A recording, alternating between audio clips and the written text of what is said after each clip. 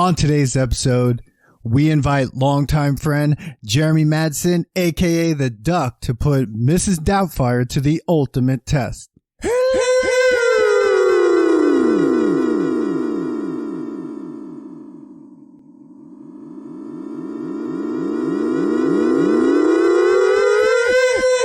That's gonna be more.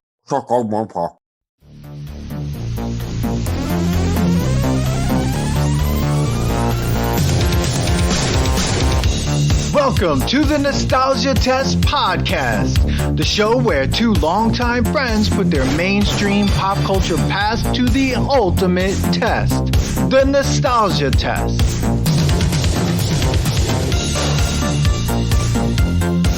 Oh shit, here we go. All right, here we go. Dude, it's here, Dan. It's another episode of the Guys, welcome to Nostalgia the episode at the Nostalgia Test. I'm here with Dan, who's in LA, and we are here with our friend from high school and elementary school. I've known Jeremy since second grade. Second grade, man. Jesus. Get it right. We're here to do. We decided we were kind of doing like a Robin Wiliams type of, not marathon, but like we're like, hey, why don't we just do? I don't know. What were we on the kick a couple? I don't know. Ago? It just kind of happened. I think we said let's do 3 movies, and then we named 3 movies, and they just happened to be Robin Williams movies. So you had Aladdin. You had Mrs. Doubtfire, and forthcoming Hook. Holy nostalgia. Hook. Yeah. Oh, okay. Yeah. All right. Solid. Yeah. Jeremy, welcome to the show. Thank you, Manny. Thank you, man. Hey, Jeremy, do you want to say anything to the audience? Give them a little bio, a little bit of who you are, because you're going to be now podcast famous. This is it. I'm going to be podcast famous? Well, right. It's about time. What's up to the audience? I'm Jeremy, the one they call the Duck. I met Dan in, if I'm not mistaken, 1993, the year of the release of the film that is the subject of this conversation. That's right. Wow. And I've known Manny even longer. So that is a long damn time for a couple of guys who are pushing 40, like Stu in Mrs. Doubtfire, portrayed by Remington Steele, a.k.a. Pierce Brosnan. Irish Larry life. from Lawnmower Man. Yeah. I have a problem with his name. I guess he just gets bad names. Stuart, Larry, like. Well, Stuart, it would be fine if he was Scottish, but he's Irish. Yeah. I don't know any Irish guys named Stuart. No, not one. I guess they have them, but I can't think of any. Not at all. Not at all. But we'll talk about him because he did whatever he was supposed to do in this movie. He did excellent in this movie. He was repping the chest hair. Yeah. This is perfect for him. This is his audition for James Bond. Maybe this is a little out of sequence, but in the scene at the pool at the country club, they're swimming, and the oldest daughter, Lisa Jacob, or what her name is, shows up. She's wearing a sweater. It's like, you guys want to go swimming? It's like, no, you can't see. It's in San Francisco. It's like 45 degrees. I'm wearing a sweater. I should not be going in this pool. Is it even heated? It's probably heated. That scene's crazy because he's like concentrating, like he's at the Olympics, and he's like, and he does like a triple flip or something before he gets. I think he did that himself too. It didn't look like there was a stunt double involved. It's like, that's way too much effort and preparation to put into this role, man. Yeah, that was a comedy like this. A comedy like this, yes, absolutely. Mrs. Doubtfire. So Dan, what kind of comedy is this that we're talking about? Well, first we're of all, talking about. What's crazy is that this movie is a Disney movie. This movie is a Disney. You could find this on Disney Plus. You could find it on Disney Plus, but is it a Disney movie? Who was it? Who was the studio? Was it a Touchstone? What was it? I mean, things have changed in the studio world since 1993. I don't remember who was responsible for this thing. 20th Century Fox. Oh, well, Disney owns Fox. Disney owns everybody now. Mm-hmm. Yeah. Absolutely. Yeah. So my mistake. And I will say that there's so much improvisation done by Robin Wiliams. He wanted to improv it so much that they had cuts for a PG, a PG-13, and a rated R version of this movie. What? Not an NC-17? No, just PG, PG-13, and R. Even though they knew it was going to be a PG-13, Robin Williams was it PG-13? Yes, it's rated PG-13. That's right. All right. Robin Williams did so many cuts just for that. They taped scenes 15 to 22 times until Robin Williams was satisfied. Let me There's just a couple things. I was wondering, right? I'm like, as we're watching the movie, I'm like, all right, I know it was based on a story, but like, how much did they actually write down, and how much is like, okay, Robin, what do you think? Did he get a screenwriting credit? Because it seems like he should have. Well, yeah, the guy Chris Columbus is the director, I believe. Yeah. Mm-hmm. Also, Discoverer of America, multi-talented guy. Italian Directed Home Alone. Home Alone 2. Home Alone 2. The first two Harry Potter films. That's right. And this guy's he was supposed to direct National Lampoon's Christmas Vacation until he got fired by Chevy Chase. He's still bitter, understandably. He directed Rent. He directed Stepmom. He directed 9 Months. Bicentennial Man, another Robin Williams movie. Yeah. He's which some people really, really hate. I like that movie. I never saw it. It was a tearjerker movie, but I like it. Yeah. This was a star-studded That was a crazy film. movie. Dude, this was a star-studded film, and you realize that the woman who was the social worker, she was the secretary and liar, which this movie almost reminds me of. Okay, so I was watching this film, and I'm like, there's a trope out there. It's shitty dad trope. In Hollywood. This reminded me of the Santa Claus. This reminded me of Liar Liar. And I'm sitting there looking at him like, it's another movie about being a shitty dad. But was he a shitty dad? No. Maybe he was just a shitty husband. That was the only thing he did right. He was a shitty husband. Okay, he was a shitty husband. Which same thing in the Santa Claus and in Liar Liar. He was a shitty husband and a shitty dad in Liar Liar. When we're looking through this, lens of nostalgia, this is one of the things that it's hard to overlook, right? Because it's like they live in San Francisco in a giant house on a major street, and it's like, oh, this guy can't hold down a job. I'm like, okay, well then one, how are they living there?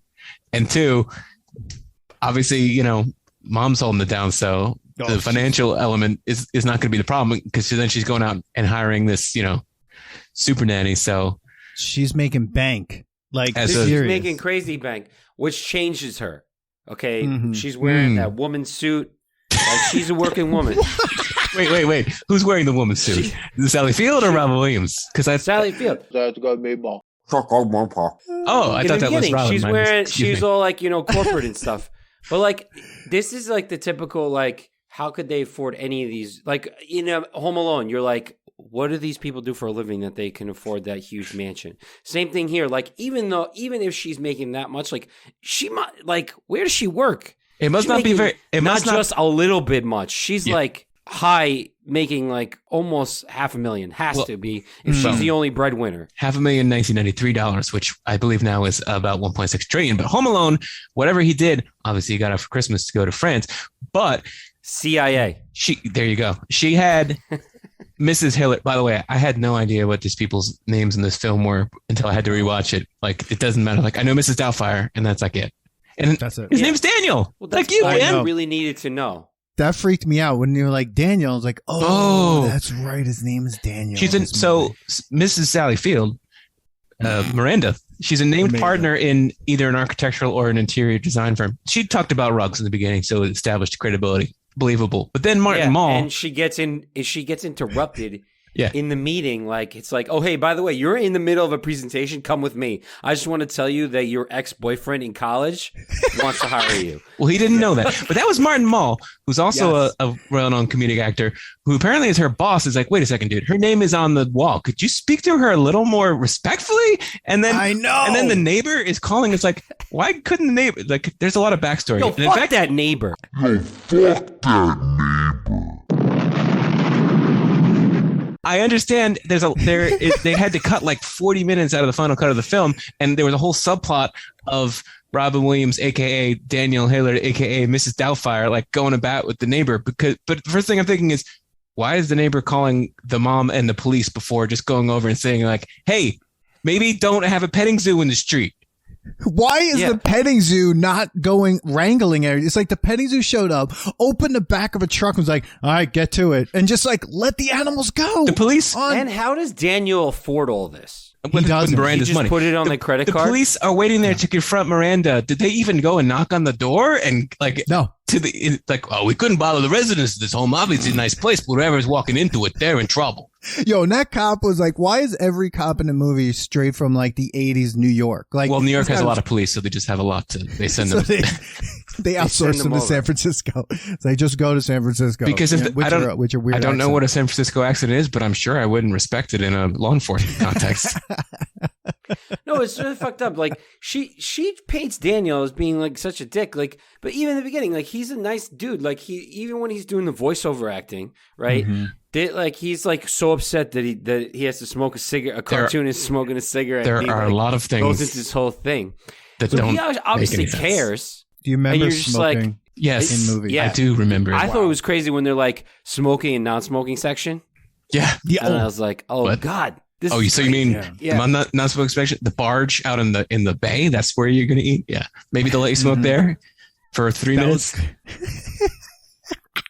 The Bridges restaurant. Man. Man, I don't even know where to begin. Wow, we already went into it. I wanted to say like what your first thoughts were. Like we always go with like before you watch the movie, how did you like? What did you think about this movie when you were a kid? Like, do you remember liking it? Do you remember like? I remember seeing. I have very well. I do. I remember going to see it in the theater. I thought it was funny. But I remember with my aunt. My aunt, I grew up. I was very close with, and she loved movies, and she always took us to movies. But like, she always had takes on movies that were nowhere near what me as a kid would think. And she identified with any sort of wronged woman in life or in a film. But in this one, she's like, all right, well, Sally Field is right. This guy is a terrible husband, and the guy Stu is totally better, and she should be with him. And I just thought this was horrible. Like, no, but now I'm watching it. I'm like, oh, like, no, like, okay. So yes, it's good that he doesn't like smoking cartoons, but he's being a cool kid parent for the kids, but not necessarily a responsible one to raise it. Yes. Yeah. That's the word we use. Well, I think this is Robin Williams we're talking about. I mean, yeah, you hired Robin Williams. You have to put him as a man-child. Like, basically, they were just like, it's another movie to be like, Robin Williams does a bunch of voices, is very current, and also can like bring up some crazy ass references. Let's just make a movie, and we'll like write around it. He's a man-child, unless it's the film Jack, after, in which case he's a child man. Dude, he is. He is that literally movie dressed made for like him. Another one. Yep. He was literally dressed like Jack. At the end of this film, I was like, "What?" Do you remember who Jack's doctor, therapist, mentor person was portrayed by? An actor. No. Held an honorary advanced degree, perhaps an EDD. Had a popular sitcom in the 1980s. Yeah, it wasn't. It was Bill Cosby.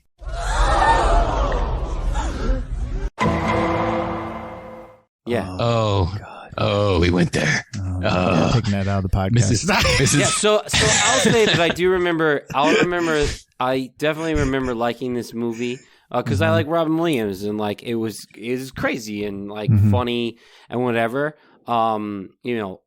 Just even the '90s clothes in this is just ridiculous. That's what we used to like wear. But they have the typical like. Yeah, they have, like, oh, cute girl. That girl was like, I remember, I don't know what she's doing now, but I remember she was like, the bucket hat. Wasn't she also in Independence Day?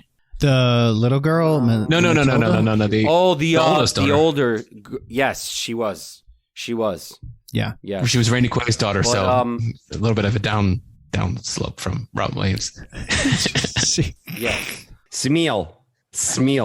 Yeah, so I guess the whole thing is that he just wants to be liked by his kids, so he's just not responsible at all. So he just gets to be like whatever. Then he learns to be responsible through the prism of being Mrs. Doubtfire somehow, by being flagrantly irresponsible and committing arguably crimes against the law and possibly humanity. He learns how to be a better person. Dude, yeah, I know. I'm like, wow, he's holding up 2 jobs. Before he could do nothing, and now all of a sudden he's holding up 2 jobs. He learns how to cook. He cleans better than he's ever cleaned before, all because he was pretending to be somebody else. So all he had to do was pretend to be a nice dude. Yeah, he learned how to be a better man by being. There's something like to be said for acting that. like a woman.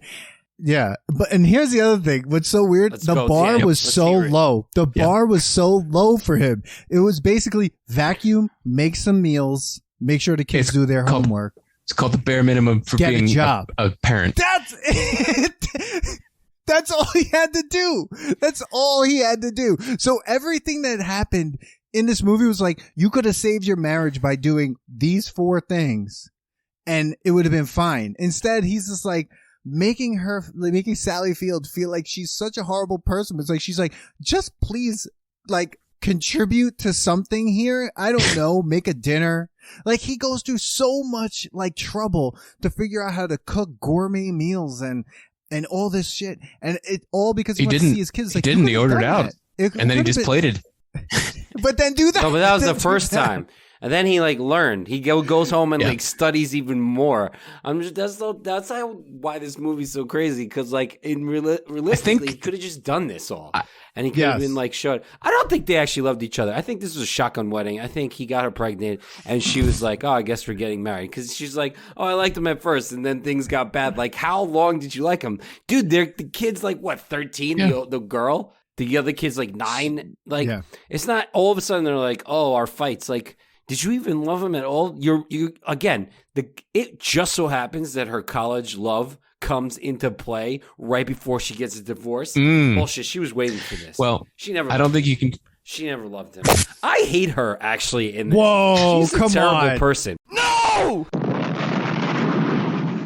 You're totally. No, I hate her. You're giving her the Adrian. No, she's terrible. Her dude. Adrian. She's terrible. What is she supposed to do? Let the house fall apart? What is she supposed to do? Dude, go have some pina coladas. Somebody's got to be the caught adult. In the rain. Okay? Wait, I'm sorry. Dude, exactly. They didn't communicate, Dan. They didn't communicate. Are you doing a callback to the last episode with the pina coladas or something? Because all she did was. Oh, look at that. I did. She did not communicate well. How are you supposed to communicate with that man? She started communicating with Mrs. Doubtfire. Because she actually had a conversation. She wasn't just screaming in her face, like culturally appropriating like everything and then like going, we're just trying to have a party. It's just like, yeah, I was coming home to have that too. Now you have a petting zoo here. The house is ruined. Some kid was hanging from the chandelier. Doing a choreographed dance. Table. She's working. Yeah, she's working to make sure you're on the mother's bullshit. side. Oh yeah, he was being irresponsible. But look, I don't think you can talk about this film without talking about just listing off the things that are glaringly implausible. Okay, first of all, do they not know that he is a trained voice actor and that his brother is a trained makeup artist? Because given those 2 pieces of information, this person who shows up who's got to be somewhat familiar somehow, they might be onto that. I don't know. Also, I know things were different back then, but it's still San Francisco, even 30 years ago. And so Matthew Lawrence, middle Lawrence brothers, just glaring transphobia when he finds Mrs. Doubtfire urinating in a upright position is a little bit over the top. I mean, seriously, dude, he won't even hug his dad because all of a sudden he's like, "Wait, you're in girls' clothing." Like that was why. By the way, a weird. Why is his gay brother happy he's becoming a woman? Like, I don't get the leap. Like, oh, you're gay, so you want everyone to change their gender. Of course, that makes sense. But think about it, like that character, Harvey Firestein, right? Also in Independence Day. Comes in, he yes, also in Independence Day. Dude, this was loaded with 90s awesomeness. But yeah, but like his role is basically this movie says, okay, Harvey Firestein is gay, so he has this superpower to make Robin Williams into a woman. And then his role is wiped off the face of the planet. For 2 hours, this movie's 2 hours and 5 minutes, 2 hours long. Harvey Firestein's what, in the first 32 minutes of the movie, 35, 30, like 40 minutes of the movie? They have to do that whole matchmaker, make me a match. I mean, that's a highlight of the film, Manny. Come on. But the family seems, one, very transphobic, two, homophobic. So does the brother even maybe they let it. Is he allowed to be around the kids? Although he did reference him and Jack. Oh man. No, yeah, he said that was the companion. Oh boy. Yeah, but that's the thing. They don't even see each other. It's just weird. This is why I don't like the mother. Whoa. She's wearing pearls all the time. Because she keeps them away. She's probably like, you're never talking to Aunt Jack and your uncle. That was illogical, but okay. Because look at her. No! Wow. Look at her. Wow, man. She wants everything in place. Everything because has to be you're perfect. saying this because of the labels in the cupboard, which Daniel never appreciated until he became Euphigenia. Stumped you on that one. Okay, that's true. No. Well, we got I don't that. like. I don't like. We picked up on that.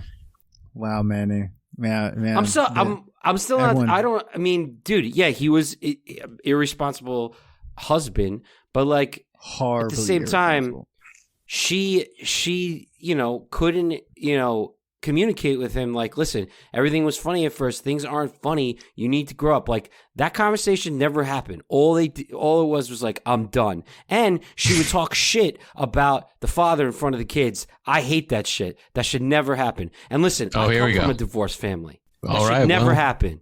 Okay. Well, didn't he do the same thing? He did the same thing at that shitty dad dinner scene.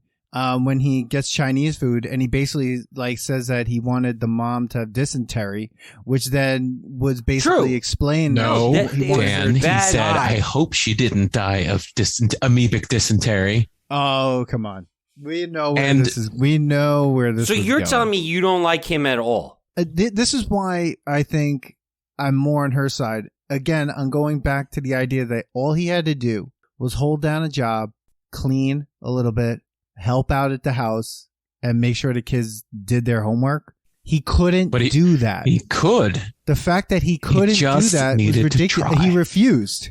Right. He refused to do any of those things. Mm-hmm. Sure. She should have taken an ad out in the newspaper. Well, she did, and then he totally tortures her to death. I missed the part where she died. How does he tortures her? He changes the phone number, and then he keeps prank calling her. That's quite a leap from torture to prank calling. Because he wants to figure out how to get. This is how he sees his kids. Figure out how to get the job. Dude, this is how he gets to see his kids. The judge rolled it out for him. Clean your by the way, the apartment, get a time job. line in this movie, but it only gets to see them once a week. But that was after 90 days. The legal process, the makeup process, a lot of process in this movie move extremely quickly. For a film that lasts 2 hours and 5 minutes long, they could have wrapped it up in the tight 90. A tight 90 at least. This movie. No, man, they couldn't because Robin Wiliams was given free reign, and a lot of this movie, a lot of the different scenes, was 3 cameras improvising. Yeah, they had to shoot it 3 cameras just in case. Got to get that coverage. They did something different, so they get different angles and stuff like that.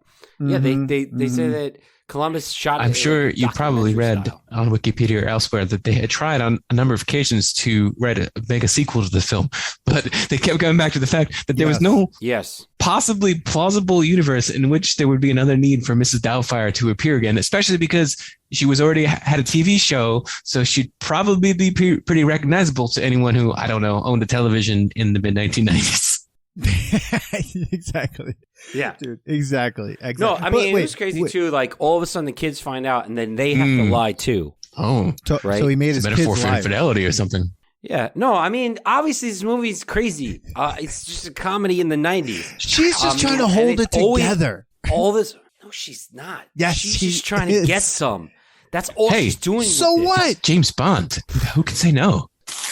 Yeah. I have to go get her wipe. Yeah, look at that. Bro, okay, he was crazy for doing what he's doing, but then it's a little crazy that she's like, I miss her stories. I miss her blah, blah. She doesn't fucking exist. Marty McFly, get out of here. Doesn't she, Manny? Yeah, but he made her. She exists in all of us. But he basically, thank you, Jeremy. Exactly. He made them feel like he existed. The fucking pearls. Where was he going to go? Wearing them in like every scene.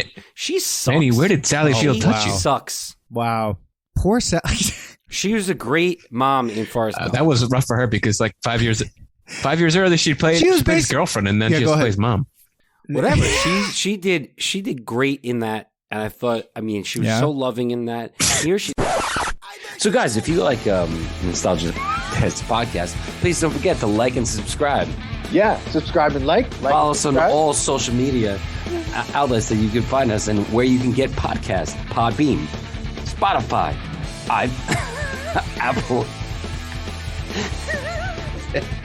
Fuck what? That, man. She had to. Like she basically did the same thing that she did in Forrest Gump, which was hold down the household and try to make a life for the kids and try to do everything she could to make this like work. She did the same thing in Forrest Gump. She did the same thing in Forrest Gump. In this movie, you have. I think she should have paid for therapy between both of them instead of going right to divorce. You think? Okay, Mr. Gump was on vacation. Okay. Look at Robin Williams' character. You think that guy's going to therapy? He would have done 500 voices. Yeah, they would have during the therapy session, and then that would have been it. Yeah, I mean, maybe this already was tried, and this was her last straw. We don't know. You know, it's probably the fights happened a long time. Even the kids were like, "Oh, I guess you got fired again." Like, okay, the guy wasn't like, the greatest my dad's person, a dummy. and he had to get a kick in the ass by getting the divorce to finally change his ways, right? But he didn't know he was going to change his ways. He literally just wanted to spend more time with his kids, so he came up with this character because he doesn't know anything else, and he had to like escape to something else than then to be really himself because he doesn't feel really great about himself. So he feels better about being other people because that's why he's a great actor. So he's got a lot of freaking trauma. So you know what? Speaking of the character, how did he still get the job? We saw the restaurant. Like he practically like turned the place down, and it's like, hey, you know what? We came all this way. That's because that dude was drunk as hell. Wanted to hook up with the waitress's sister. What? You got a Didn't friend for even me? have the whole meeting. Remember, he's like, "Oh, does your friend have a friend for me?" And I'm like, "Wait, you didn't even talk Robert to the guy. Prosky, You guys as seen are in just Gremlins drinking. 2, the new You guys are batch. just drinking."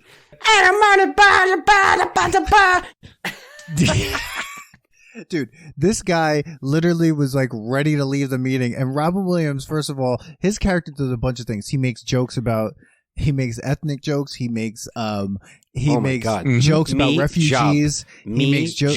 I was like, my God. There's a ton of gay panic. There's everything there was going some on. Indian joke. Yeah. And then during that meeting, he basically is like, oh my God, they caught me. Let me think on my feet. Hey, you know what happened? My old girlfriend here, I just had sex with her in the bathroom. Like, this is the man that is trying to get back with his kids. He's a fucking, like, he's a menace. He's a menace. He's just drinking. He's like, yeah, sure, I'll take a double. He's double fist. He's drinking double scotches, and then he's going. It didn't back occur to the me table, until drinking now, wine. because having seen the film the first time when I was a kid, that like part of the reason this film that scene was so intense is because like he's drunk. Because apparently Daniel wasn't a drinker, but then he was, and then he tried to poison Stu, and somehow they wind up shaking hands at the end. So a lot went down in a short period of time at this restaurant. Yo, and you know the scene of him like dropping his teeth in the cup was made up. Robin Williams just did that, and they had like the cast reacted to it naturally. Like, dude, Sally Fields. I don't know if I'd go that far film because like every reaction was on point. Well, they're like, probably just to this natural maniac. reactions. I mean, she didn't know what was going to happen. Exactly, but she kept it together. And Pierce Brosnan is just sitting there. Wow, Manny. Wow, I'm sorry, Manny. I don't like her character. You're giving her the Adrian. No, I don't know what it is. I just didn't like her character. I was upset about it. I don't love him, but like I'm like she wasn't even giving him a break for a second, especially at whatever happened, it was crazy. But like she just sat there. Whatever. We saw one fight. I assume that Manny wants the dramatic prequel to Mrs. Doubtfire that no one is clamoring for. I guess I'm gonna go back and listen to your episode about Manny bashing Adrian because apparently she's his. Oh no! It was every episode of Rocky that wet anyone was blanket. on. Everyone didn't like Adrian. Nobody likes Skylar. Poor Adrian. She only was great one time. She was great. Nobody likes Skylar in Breaking 3. Bad, but And 5. That was the only time she was an important character. What was Rocky gonna say if there was no Adrian? Yo, lady. Yo, Paulie. Can we not bring up Rockies? We're over that. All right. I'm sorry, we touched the nerve. But hold. Let's just go back. I'm wearing. Can we take a breath here for a second? We've been. I feel like we've been screaming for 20 minutes straight. Hey everyone, it's Dan from the Nostalgia Test Podcast. Just wanted to let you know if you're looking for a unique customized gift for your friends or family, hire the Nostalgia Test Podcast to create a special personalized private episode or to roast your friends or family. We create each personalized gift with special show notes and quotes just like the real thing. And also, why not invite us to host your next virtual event? Go to nostalgiatest.com and click the Hire Us tab and let's get nostalgic. Where are we in this movie? The past. Everywhere. All right. What is your favorite scene in the movie? I mean, anytime where any of the montages are good, which is the transformation montage, the dude looks like a lady montage, just because of my penchant for Aerosmith. Well, I hate Aerosmith. Nobody's perfect. So the dude looks like a lady one where he's like playing guitar with the the scene. I don't care about the scene. I just like the song. I'm like, he's not doing any cleaning. He's just dancing. Who dances like that? Doubtfire. It was a ridiculous scene. Mrs. Doubtfire. That's my answer to every question you have about this film. Oh my god. I thought the scene when the social worker comes and he has to switch in between being Mrs. Doubtfire and him. The tension build on that scene, I thought was great. Just the way it was like a pot of boiling water was happening.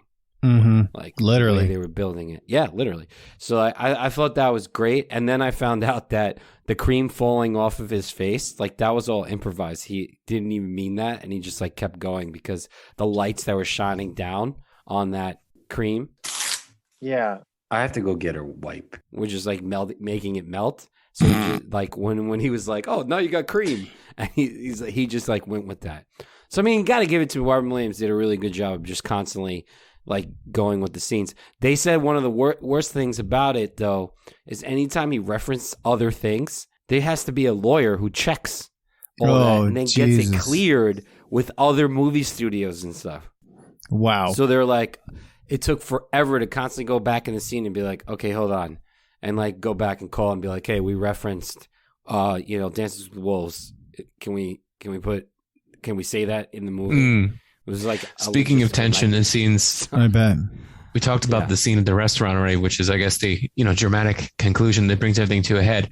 What if he just said, "No, I'm sorry, I'm not going to go to your dinner after hours that I'm not getting paid for. That happens to be at the same time as an appointment I have." Would have saved him a lot of trouble. Thank you. I don't know, just an idea. Thank you. See, but that's something that adults do, which was not something that he had learned yet. You got to learn to say no. No. Right. But like if they, just time traveled again in Ninja Turtles 3, but that's neither here nor there. You could argue that like without him doing this craziness, he would have never. No, that's clear. If he hadn't become Mrs. Doubtfire, he wouldn't have got to be Mrs. Doubtfire. That's right, Manny. No, I meant that. I'm sorry. As like the Euphegenia's show house that he gets at the end. Yes. Why is that name? Like, come on. Like, this is like, first of all, like, oh god. By the way, did what's his face? Today's episode of the Nostalgia Test podcast is brought to you by Lithology Brewing, located at 211A Main Street in Farmingdale, New York. Please go to www.lithologybrewing.com for more information. That's LITHOLOGY brewing.com. Oh, Dan was like, bleep. Get that on our Patreon. Yeah. We create it. But no, one of my favorite parts definitely is well, there are two. One just stuck out to me really was like when Sally Field said that she was going to pay someone $300 a week. Like Robin Williams' eyes lit up like, oh, whoa, $300. It's just like, I did the math. That's like $15,000 a year. Like, what are you going to do with that? In San Francisco at any point in history. At any point in time. It's not 1846. Yeah. It's just like, oh my God, that. And I think the pool scene was like the funniest because like, I love when he threw the lime and he's like, there's a drive-by fruiting. There's a run-by fruiting. He pays for that girl's drink. Dude. It's on me. Yeah, he's just at that point, but he's doing that in front of Pierce Brosnan's friend too. Like he just talked to that guy and now he's like letting it all out. It's like, oh, I don't care. Like he's literally being so like flagrant at that point and he's just freaking out. It's just like at that point he's just like, I don't know what I'm gonna do because he got himself in too deep at that point. Like there's just no way you have any way out at this point. I mean, because when you think of that dinner scene, there's no way he could put all that on, run out. He must have been in that bathroom for a half an hour. Like where's he putting that mask? Like where? In that purse. In his Mary Poppins bag. Yeah. In the bag. Dude, no. Someone probably opened that bag. It's high quality latex that he kept behind the toilet. That's hygienic. And then put on his face. Oh no. It's a nice restaurant though. People probably Bridges. Going wild. Bridges. It was a run by Bridges in San Francisco. Yes, it was. Dude, I mean, everything. That scene is, I think, my favorite. That's one of my favorite scenes of the whole film. And what about the bus driver that hits on her? That guy. Him? Like natural. That guy was European. It's God made you. Just like God made you.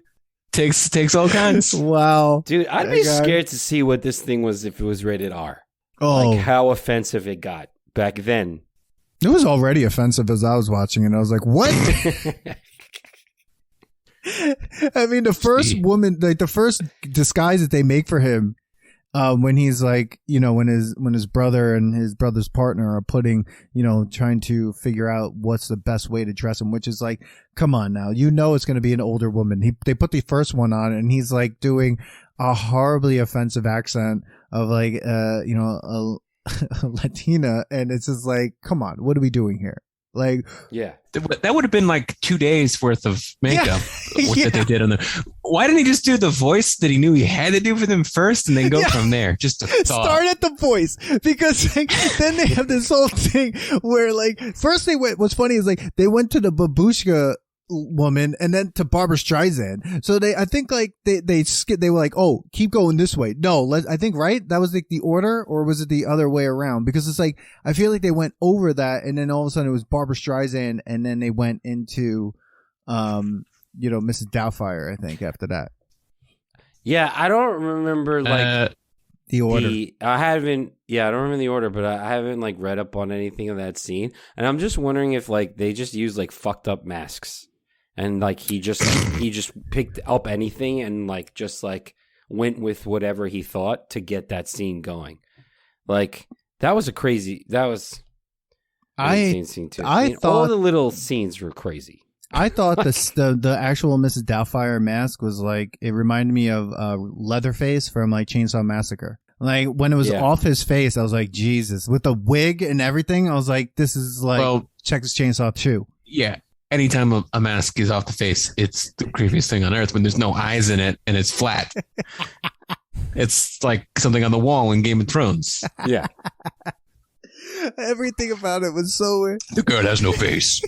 But like when you were watching this, did you like remember every scene? Like you were like, oh, this is coming up, or like, or were you just like reminded? The major beats, the major scenes. Yeah. It was. I didn't remember a whole scene where he basically like flips out in the social worker's office and does all those impressions for her.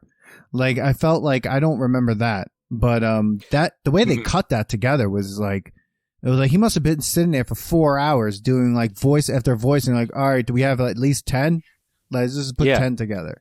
It kind of reminded me of like the genie scene in like when Genie comes out in Aladdin when he does all the 10,000 years in a lamp will give you such a crick in the neck. Yeah, and like he just goes through all the different like famous people like in that whole thing. So it's probably that's what, the thing is like they hired him for a reason. And they're like, all right, we're going to just kind of work around this and make it fit into this story about divorce. Right. They hired him to be Robin Williams, but then in the film, everyone hates him. Like, oh, you do a bunch of voices? That's stupid. Like, you're not talented. You're not funny. You could be a janitor at the studio. Yeah, fine, whatever. Yeah, here, just go do the job. We're not going to tell you what it is. Just go there. Yeah. Do this job. The guy's going to tell you. The guy in the little cap is going to tell you to mail the cans somewhere. He's not going to say where. He's just going to say ship them out. He doesn't care. Just get him out of here because there's going to be more that come in. Yeah, and then, but yet at the end, the judge is like, "You're a very good actor." Like based on what? Remember, the judge was like, "You fooled all these people and all that stuff." So like, but yet he had been told that he wasn't good. I don't know. Which, if I was a judge, 100%. Like, I mean, like this guy frauded everybody. He like did it for. I mean, I don't know what the time, how many days or weeks this was, but he had 90 days, right? And then the court. But I think it was early. They came in early. I thought 2 months. Yeah. Did they? Yeah. Oh, because he got caught. Yeah. So 60 days. He did this for 60 days. That still seems fast. That's a lot of work for 2 months. For somebody who can't hold down a job, he sure did a lot of work. A ton of work. Just like, dude, he played soccer with the kids. All of a sudden, when he was like, when that whole like montage scene of them like doing things, like not only like the first scene, Mrs. Doubtfire is making them do homework and chores, and he's sitting back drinking like a Tom Collins or something. Oh my God. Something like that. So yeah, they explain where he gets the mask and the wig and the bodysuit and everything, but like, where did he go out and find an entire like 60-year-old British woman's wardrobe overnight? Didn't have any money, but let me just. He went to a thrift shop, dude. If that social worker found all this stuff while maybe like he was in the bathroom or something, it would have been straight out of like Silence of the Lambs. Like I feel like the social worker wasn't put off that like the sister and the brother who were like in their 40s, 50s, 60s are in the same bedroom, and like he's in the shower, he'll be right out. No! Dude, that was the weirdest thing. And then here she is sitting there. First of all, that woman was totally traumatized. She steps on a mousetrap, which it's like out in the middle. Look, that mousetrap should have been animated. I mean, it was ridiculous. Supposed to put it next to a wall. The mouse like to hug the wall. It's not supposed to be out in the middle of the floor. If it's out, is there a banana peel next to it? Come on. If it was out in the middle of the floor, that means you have a real rodent issue, and those mice just don't care, and they're just flagrantly walking out in the middle of the living room, being like, "What's up?" No, that means you're booby trapping it for robbers. And then he pulls his pantyhose off her. She screams for a second time. Then he scares the shit out of her when she comes into the kitchen. He's like, "Hello." I'm like, "Hello." Another great opportunity to lie when she asks for a cup of Irish tea. Just say, "Oh, we don't have any." Like she makes it, but we don't have it. Like, sorry. I would love a cup of English tea. It's just like, what? What's the difference? Social worker is like, "Oh, I'll come up with you." Like, what? Like, who? No, you're not coming up. You can do it. I can do it. You gotta wait. No, she's got to inspect the premises. Okay. It's her job. He's naked. You need Friday night appointment. He's naked. I'm gonna go see it, but you can't. Dude, there was a part though at that dinner scene where when Sally Field goes to take the little girl to the bathroom, and then Robin Wiliams tells the other two kids to go look at the dessert cart. He then basically tells Pierce Brosnan how much of a sex maniac Sally Field is, and basically is like saying that she has crabs. He says that she has crabs. Like, you have now lost your mind. You have literally lost your mind. This is Manny's hero for this movie. Like, no, I did not say he was my hero. I just don't think she's a saint. Okay. Oh yeah, she has crabs. Okay. Saints don't get crabs. Freaking terrible. Her and a pearl necklace. It's terrible. I hated 90s, everything about pearl her necklace, outfit. 90s. Ugh. What did you want her to wear? I don't know. I hated her. Did not like her. I just didn't like her being. Thank God they got a divorce. I mean, and again, he's not the greatest person ever, but like, she's not. They weren't meant to be. Yet they had 3 kids. Well, I mean, he made her laugh. That long to realize that? But, dude, she was working all the time. I mean, like, so, I mean, she probably didn't really notice. It's the only way she could get off work is to go on maternity leave. She was basically working all the time. This guy couldn't go and hold a job down. A job. You don't know that. Job. She said it. Well, they said it clearly. Can't hold down a job. Bit of a loser, that Daniel. Yeah. They said it clearly. All Daniel wants to do is go talking to his microphone. Bit of a loser. Wow, Jeremy. The meta narrative there is just. Please don't forget to like and subscribe. I mean, that's just the film. What do you want to tell you? He even finds time to play soccer with his kids. All of a sudden, they're going bike riding. Like, where was this when he was like a father? Like when he was there? We don't know that he wasn't doing it, but he didn't get credit for it. Mrs. Doubtfire did. Yeah. Everybody loves Mrs. Doubtfire. Maybe she should have just paid Daniel to be a father. And then he would be fine. He offered. This was the whole reason he had to create Mrs. Doubtfire, because she shot him down when he said, "Well, just let me do it for free." She said, "Nah, I want to pay $300 a week of money that you have to also contribute to get a stranger to do it." Yeah. So you better hijack my newspaper ad. KL5. Yeah. Me job. That was a terrible scene. I am job. Oh man, Job. That was the worst. Job. I guess it is job. And then like that nanny at the end, she's like, "I don't do windows. I don't do this. I don't do that. I don't do homework." I'm like, you know, this job is being a nanny, right? Like, she said she doesn't do reading. She doesn't do reading. Are you not able to? I don't do reading. It's like, oh God. Like, I mean, what do you reading do? to kids is fun. Dude, every time that little girl, Matilda, had a line, it was just like mic'd so oddly. She was like, What are you talking about? That is that. That is it. She's just talking with me. That one? That girl was possessed. The little girl. Mara Wilson? Yeah, I think that's her name. What is it? I think she's 65 years old now. It's crazy. You know, Robin Williams just look old all the time. Like, how old was he when he looked pretty much... This... He was like 42. Wow.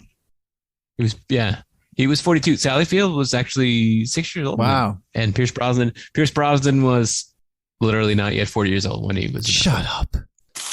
Yeah. I have to go get her wipe. Harvey Firestein, whatever, was also in his mid to late 30s. Wow. People just looked old back then, man. Dude, Pierce Brosnan mailed it in when the movie was. Come on. Mailed it in. He mailed it in. Yeah. Well, he didn't have much of a part. I mean, he just was a straight man. He was just there. All he had to do was be handsome and charming, Manny. That's kind of his thing. I mean, it's no Mamma Mia or Fire Saga, but no, it wasn't his movie. So this movie made, just to like put it out there, the budget was $25 million. And on Wikipedia, it said... Just nothing. That's like a small budget film. It made like $441 million. There was not a lot of other options in the 1990s. Well, 1993. You go to the movies, you go to the movies, or you sit at home looking at the wall. Here's some of the movies that came out in 1993. Well, Jurassic Park made a few more dollars in 1983. Schindler's List, Tombstone, Dazed and Confused, Sandlot, Robin Hood Men in Tights, True Romance, The Piano, Alive, What's Eating Gilbert's Grape, Indecent Proposal, The Fugitive. Whoa. It's not Gilbert's Grape. It's What's Eating Gilbert Grape? Gilbert Grape. Who gives a shit? I don't care. It's not his grape. He's the grape. Great. Awesome. What's Eating Gilbert's Grape? That's got me ball. That's the movie right there. Good question. And a bunch of other stuff. The Firm, Carlito's Way, Groundhog's Day, Falling Down, Super Mario Brothers, Philadelphia, Groundhog's Day, The Crush, Demolition Man. I mean, you're saying a lot of great movies. Free Willy came out in 93.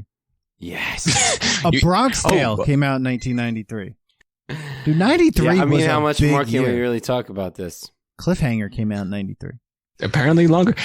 Look, I think that's all well and good, but the ones that you led with, Schindler's List and Jurassic Park, both came out in 1993, directed by the same person. So that was a good year for him, I guess. Spielberg. Sure, there was some sort of like... Ooh, Spielberg. I'm exhausted. Jesus, I feel like I've been screaming for 45 minutes. Like, how do you think Robin Williams felt? This is like when we hang out. We're all just like, nah. We don't have this kind of stamina anymore. We're not, together with a bunch of people screaming at each other in a room anymore. I just want to say this movie should not didn't like Sally Field's character. This movie was we got that. This movie was Point Break long, and it only needed to be as long as Liar Liar, which is about 80 something minutes. Wow, that way over my head, but okay, point made. Hey, so I think we're in agreement that this film never should have been made, or it definitely would not have been made today. But yet, they made a Broadway musical version of it that launched right before the pandemic, and they still went forward with it. And they said, "No, what? Screw it. We don't care that everyone's dying. They need to see Mrs. Doubtfire, the musical, and it may still, in fact, be playing on Broadway or thereabout." Mm-hmm. That's a good one. I didn't know that. Jesus Christ. Dude, and I think most people's response to this was, why? Yeah. Dude, this movie was also based on a book that was based on a book from 1987 called Alias Madame Doubtfire by Anne Fine. Sister of Fran Fine, the nanny from Queens. I hate you. That's got me ball. The Flashy Girl from Flushing. She... Love that show. She, much like Cocktail, this movie was based on a book. So, Cocktail was based on a book. Yeah. I thought it was based on a placemat from a diner. Oh no, it was based on a novel, and the novel possibly was about the TGI Fridays franchise. I believe that the guy who started was making up in his business class. I'm telling you. TGI Fridays, the guy who started TGI Fridays just wanted to meet girls. No joke. That was it. He's like, I want to meet girls. I'm going to make a bar. Sounds like Cocktail. Yep. Sounds like the fucking plot of Cocktail. Put it in a mold. Cocktail takes cocktails very seriously, as Mrs. Doubtfire does not take transgender, anything seriously. Nothing. Just being a dad. One last. It's the most important thing. Yeah. Be clean, make some dinner, get a job, and you won't have to dress up like Mrs. Doubtfire. Words to live by. That's basically. Oh, and one last thing, which is funny. At the end of the movie, his station wagon is much cleaner than it looked in the beginning of the film. It was dirty. They do have car washes in the 90s, you know. Well, I know, but the whole point, he's a dirty, like, you know, whatever, like, idiot. And then in the end, he learns how to wash his car and vacuum. Not everybody knows how to vacuum, let me tell you. I vacuumed Manny's entire house in Vermont. It was great. That's great. I loved it. Oh, my God. So here we are. I think we're at that moment where we go, does this movie pass the nostalgia test? What are the criteria of this nostalgia test exactly? I don't think anyone explained this to me. I mean, so basically, when we do it, it's like, okay, there's something that could just be nostalgic, and it makes you. So does it have good. any? It was good, but it just stays nostalgic, and like you don't think that it would be like something that you'd be constantly wanting to watch. Yeah, you're not going out of your way to watch this. Does it have any redeemable value now, or is it all just based on how I felt about it at the time? Right, like basically, yeah. Or is it just bad? Terrible? Like it actually isn't the way you remembered it, and it's terrible. Like take your pants off and jacket. You know, I didn't figure out the pun in that until about 2 years ago. Me too, dude. When I started this podcast, I'm like, oh, that's a joke, and it's a dirty one. Okay, good one, guys. Oh my God! Shouldn't we take off your jacket and pants? I don't get it. Well, you know, it's hard. In this case, it's very hard to remove the nostalgic component because I think for anybody in our general age range, Robin Wiliams was like our surrogate screen father, and he made all those, you know, kids movies, and so it's just kind of inextricable from being kids. But you put anybody else in the role, it's a different film, but it's not one that we want to watch. It's not one we'll be talking about. So I think that's a failure. I think it fails the test. Okay. Yeah, I almost don't want to say it was bad. It definitely. I agree with Duck. Like, it was a good Robin Williams film. You know, made him shine with all his different like characters that he does, but definitely just stays nostalgic. This thing is, no. I hate. But what'd you think about Sally Field's character? Bro, there's nothing good about this film. I mean, like, it's terrible. It's terrible. I don't even know if it does not hold up. Like, is Next Friday better? Is Parent Trap better? I'm trying to like think about other comedies. Problem Child. In the 90s, Problem Child. Like, I get, you know, like there's movies that I could just like slip into it and just be in that world, and like suspend my disbelief. But this one was just like, okay, I see what they were doing. Like he had to do all his characters, and then there's just a lot of problems with it. So I don't think it definitely does not. It's not like I'm going to be like, yeah, I can't wait to watch this like every year.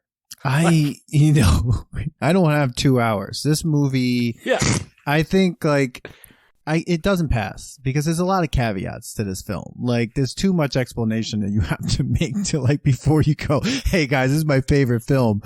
But wait, there's a lot of things I need to explain about the 90s. You know, you don't really have to explain that much. I mean, this is going to sound really weird, but I feel like Bill and Ted's Excellent Adventure has less problems than this film.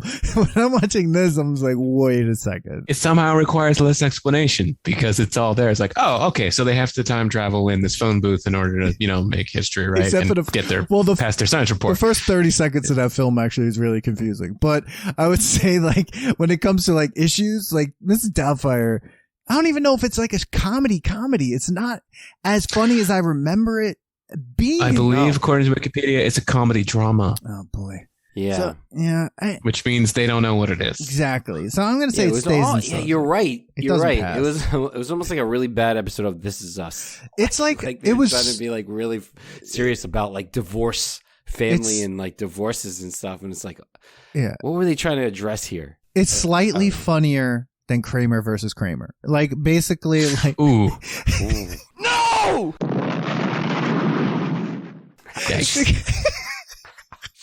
But you know, Manny didn't like Kramer either. No, he's not saying which one. It's like they tried to make this like, all right, I bet before they cast Robin Wiliams in this film, this was a straight drama. I mean, I think I read that there were a bunch of Tim Allen had turned it down. Oh my God. Yeah, thank God. And some other 90s people. I don't remember who. I think Wikipedia probably, but hey, bonus question.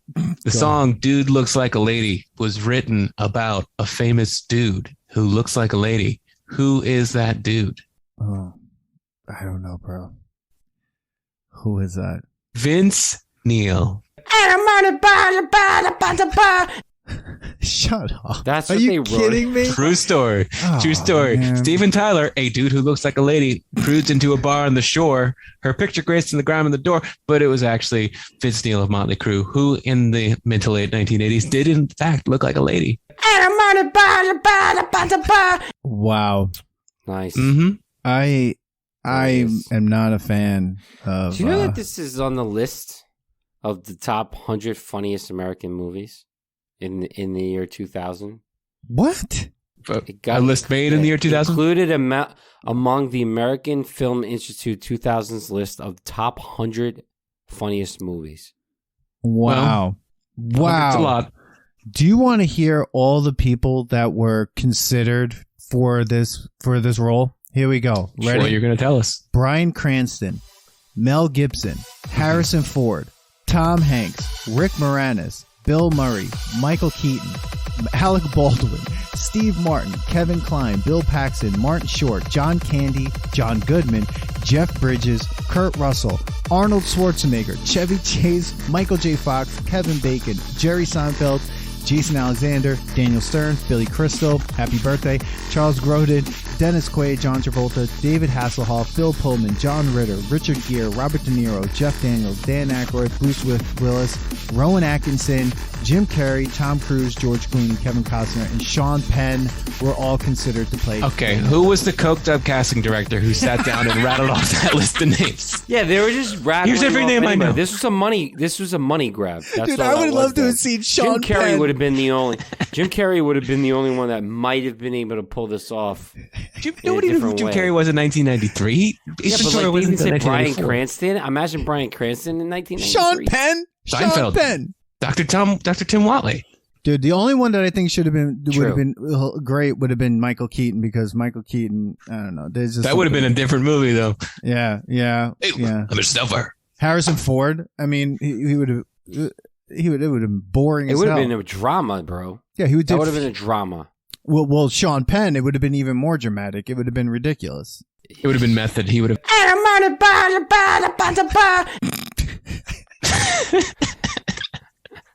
Wow. So, Mrs. Doubtfire from 1993 does not pass the nostalgia test.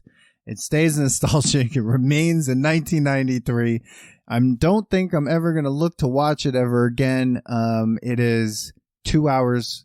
It is very long, and it's not as funny as I remember it. I don't know what I thought was so funny when I was a kid in 1993, and I can't believe I sat through a 2-hour movie. I can't believe I sat through anything for 2 hours when I was a kid. I could barely do it now. Oh my! And I like sitting. I think we already talked too long about this movie. In fact, we've talked for almost the length of the movie. I mean, by this point, they're already be at the restaurant. Oh my God, Manny, Jeremy, thank you so much for being here. This was really fun. I mean, thanks for having me. Absolutely, anytime, open invitation. Whenever you want to come back, come up with. What are you doing tomorrow, Manny? What are you doing tomorrow? What am I doing tomorrow? So I'm gonna come up with some nostalgia that needs to be tested. Not coming on to this one. But yeah, thank you so much, Jeremy, for being here. The Duck, everyone. Jeremy, before you go. Oh, go ahead. One last thing. Have you seen Rescue Rangers trailer? Oh, I caught bits of it. The new one, the Andy Samberg one. Yeah. I think I saw part of it. Why? Am I excited? Are you excited for it? I'm gonna go with no. And I haven't really given much thought. I'd probably watch it. It'd probably be fun. I like Andy Samberg, Brooklyn Nine-Nine, the Lonely Island movies. Those guys are insane. But like DuckTales was my favorite show of all time, which is on around the same time as Rescue Rangers. And I just don't really have any interest in watching the new one with David Tennant and whatnot. I even have here's a vintage early 1990s unboxed not yet unboxed Scrooge McDuck Kellogg's cereal toy on my desk. Scrooge McDuck is in it. He's swimming in money. Okay. That's the trailer. What he does, man. Manny, don't try to convince him. He doesn't want to see it. He doesn't give a shit. You're gonna watch it. It's gonna be an Easter egg of our nostalgic. No, what I think they need to Roger do, Rabbit 2. Just bring back. I have a kid. I have a kid now. I'm gonna watch it. Just bring back Tailspin. That's what I'm looking for. Bring back Tailspin. Fuck yeah. Oh yeah. Tailspin. Oh yeah. Tailspin. And another tailspin. Wow, and there we go, everyone. Manny, thank you so much. Manny, good to see you again. Good to see you, Jen. Totally just another movie from our childhood, just like goodbye. You ruined our childhood. Thanks. Hopefully, that's what it's all about. Hopefully, when we watch the Hook, we talk a little bit better about it. I don't know about I'm not that. really sure. I'm not really sure, but everyone. Hey, it's got Dustin Hoffman from Kramer vs. Kramer. At least it's not Peter Pan like the original. It's got no problems. We gotta go off this tangent. Tell us what you think about Mrs. Doubtfire. Did you remember that it was 2 hours long? What were your favorite scenes? And does it pass the nostalgia test? Tell us on Instagram and TikTok at the nostalgia test, Twitter at nostalgia test. Hit us up, follow us at nostalgiatest.com. Hit us up with a rating, review, and we'll see you at the next test. Boom. Thanks for listening to today's episode. Please subscribe to the Nostalgia Test podcast to know when new episodes drop. Don't forget to leave us 5 stars and a positive review so more people can find the podcast. Share your thoughts and memories on today's topic on our Twitter at Nostalgia Test and on Instagram at The Nostalgia Test. Tune in next time because you never know what pop culture will pop up on The Nostalgia Test.